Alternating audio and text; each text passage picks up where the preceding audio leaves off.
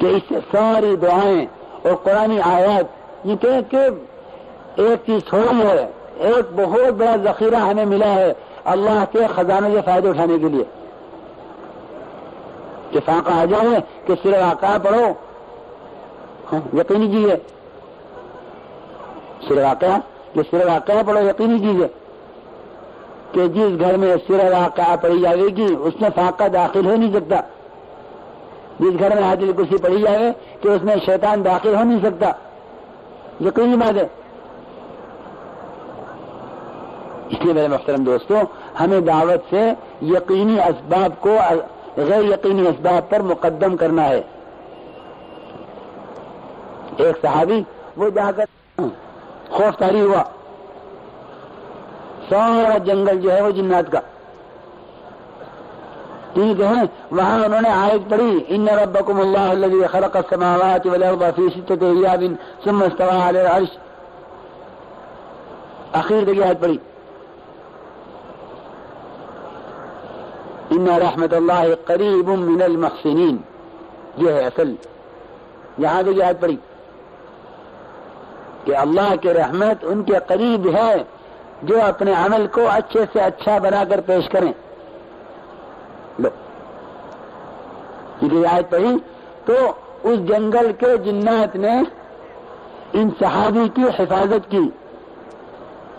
ہاں، بجائے اس کے کہ جنات پریشان کرتے، کہ جنات نے جنگل کے جانوروں سے صحابی کی حفاظت کی. ساری رات پہرا دیا ان پر کہ انہیں کوئی تکلیف نہ پہنچا دے. یہ ہے ہمیں اصل میں یقین کے دیوار کی وجہ سے اسباب کی تحقیق ہے، اعمال کی کوئی تحقیق نہیں ہے. شکلوں کی تحقیق ہے، حکموں کی کوئی تحقیق نہیں ہے. سمجھتے تھے جنگل کے جانوروں سے صحابی کی حفاظت کی، ساری رات پہرا دیا ان پر کہ انہیں کوئی تکلیف نہ پہنچا دے. یہ ہے ہمیں اصل میں یقین کے دیوار کی وجہ سے اسباب کی تحقیق ہے، اعمال کی کوئی تحقیق نہیں ہے. شکلوں کی تحقیق ہے، حکموں کی کوئی تحقیق نہیں ہے. سمجھتے تھے کہ امت میں جہالت صرف لا علمی کی وجہ سے نہیں ہے، کہ امت میں بے دینی وہ جہالت کی وجہ سے نہیں ہے، بلکہ امت میں بے دینی یقین کی خرابی کی وجہ سے ہے کہ امت باوجود علم ہونے کے دین پر نہیں ہے.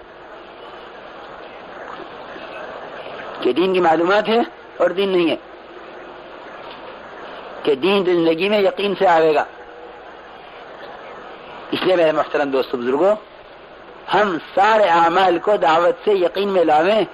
اور دیکھو میں ایک بات عرض کروں کہ یقین میں بات اترے گی عمل سے، یقین میں بات اترے گی عمل سے. بے شک ہمیں زبان سے دعوت دینی ہے. دیکھو بہت اچھی بات علماء نے لکھی ہے، مجھے درمیان میں یاد آ گئی. ومن احسن قولا ممن دعا الى الله وعمل صالحا وقال انني من المسلمين. اس آیت میں علماء نے لکھا ہے ومن احسن قولا کا معنی لکھا ہے ومن احسن دینا. ومن احسن قولا کا معنی ہے ومن احسن دینا ممن اسلم وجهه لله، کہ اس سے اچھا دین کس کا ہو سکتا ہے، کہ جو اس سے اچھا دین کس کا ہو سکتا ہے کہ جو اللہ کے بندوں کو اللہ کی طرف بلا رہا ہے. ہاں، اس آیت بتا رہی ہے ومن احسن قولا کہ صرف باتوں کا نام کام نہیں ہے،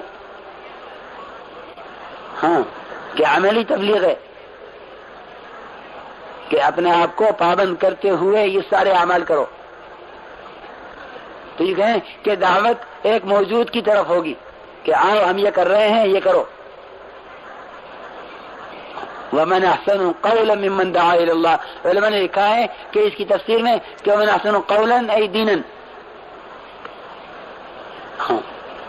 کہ اس سے اچھا دین کس کا ہو سکتا ہے جو اللہ کے بندوں کو اللہ کی طرف بلا رہا ہے اور اپنے اسلام کو ظاہر کر رہا ہے.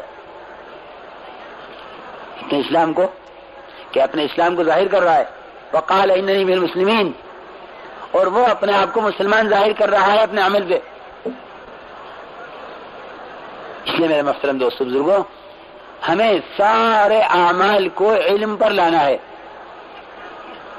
نماز کو بھی، ذکر کو بھی، تلاوت کو بھی، تجارت کو بھی، ہاں ساری عبادات کو بھی، سارے معاملات کو بھی، سارے معاشرے کو بھی، سب کو علم پر لانا ہے. کہ کسے کہتے ہیں علم؟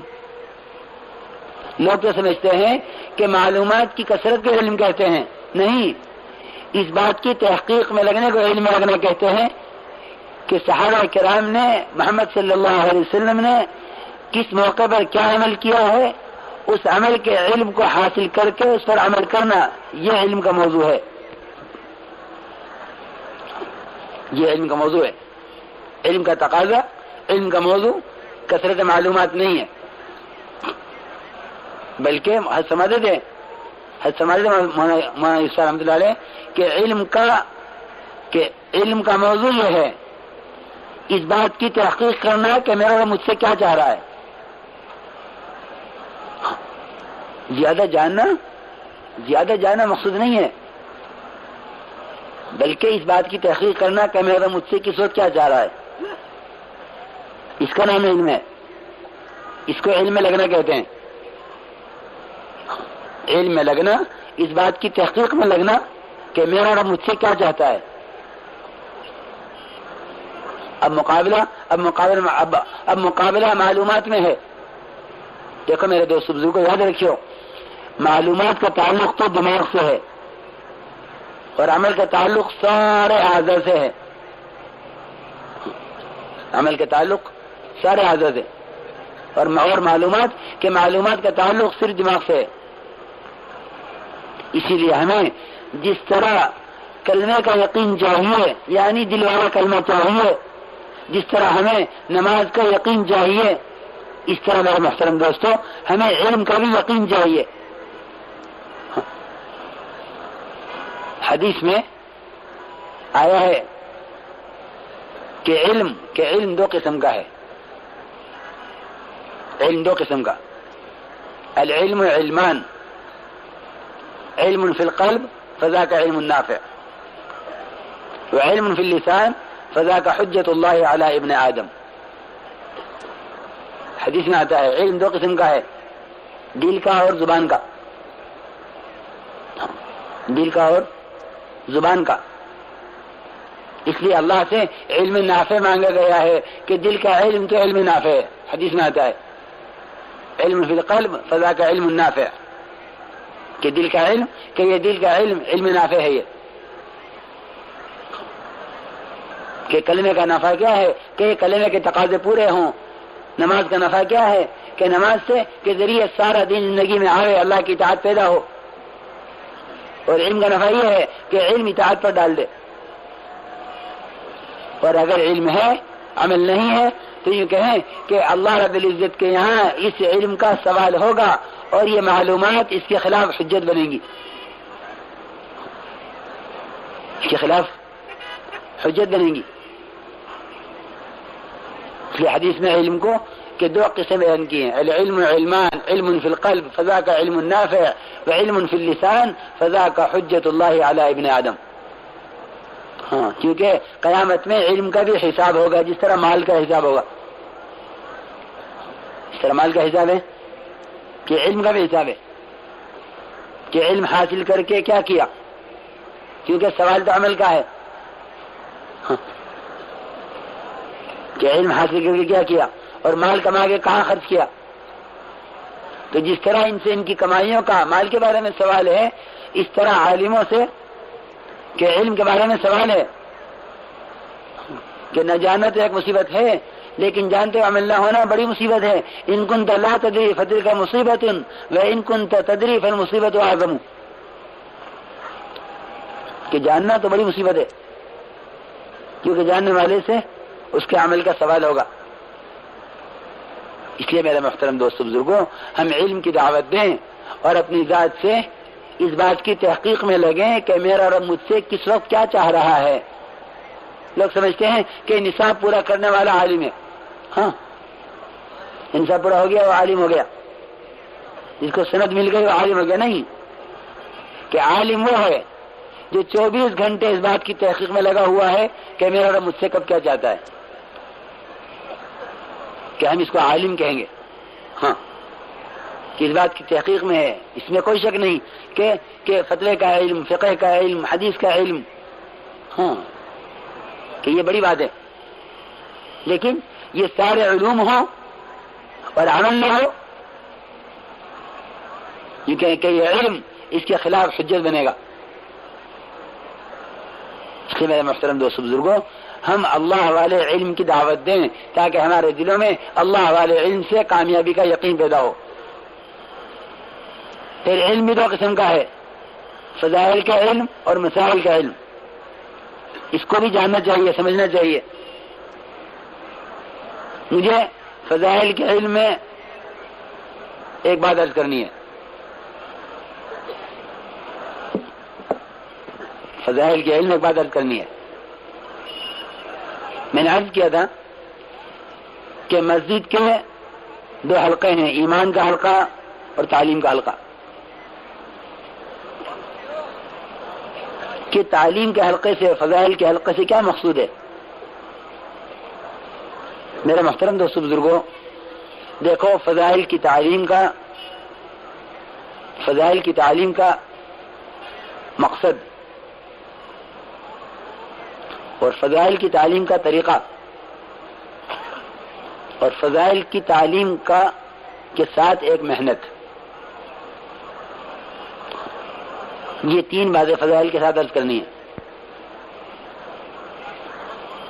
کہ سب سے پہلی بات یہ ہے کہ ان فضائل کی تعلیم کا کیا مقصد ہے؟ دیکھو، یہ فضائل یہی اللہ کے وعدے ہیں، یہی اللہ کے وعدے ہیں۔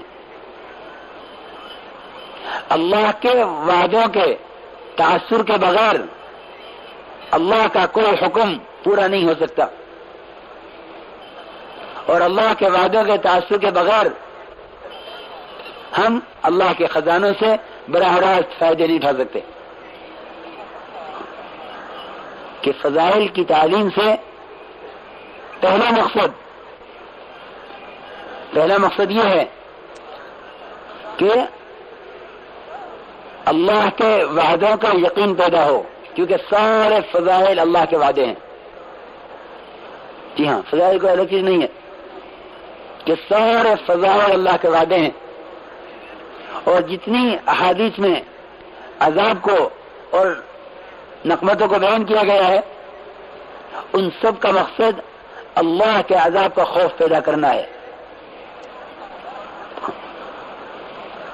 کہ فضائل کا مقصد یہ ہے کہ ہمارے اعمال میں احتساب پیدا ہو، کہ اللہ نے مجھے اس عمل پر کیا دینے کا وعدہ کیا ہے، پھر اس عمل کو اس وعدے کے یقین کے ساتھ، اس عمل کو اس وعدے کے دھیان، اس کے استحبار کے ساتھ کرنا آ جائے۔ ہمارے اعمال الگ اور تعلیم الگ ہو رہی ہے۔ فضائل کی تعلیم کا مقصد اعمال کو اللہ کے ان وعدوں کے یقین کے ساتھ کرنا آ جائے جو وعدے ان فضائل کے ساتھ اللہ نے کیے ہیں۔ اصل یہ مقصد ہے، رسمی طور پر کتاب کو پڑھ لینا نہیں، بلکہ یہ مقصد ہے کہ ہم اللہ اور اللہ کے رسول صلی اللہ علیہ وسلم کے کلام سے براہ راست تاثر لینے والا بن جائیں۔ میں عرض کروں نا، دیکھو، حضور اکرم صلی اللہ علیہ وسلم نے اپنی مجلس میں فرمایا، وقودها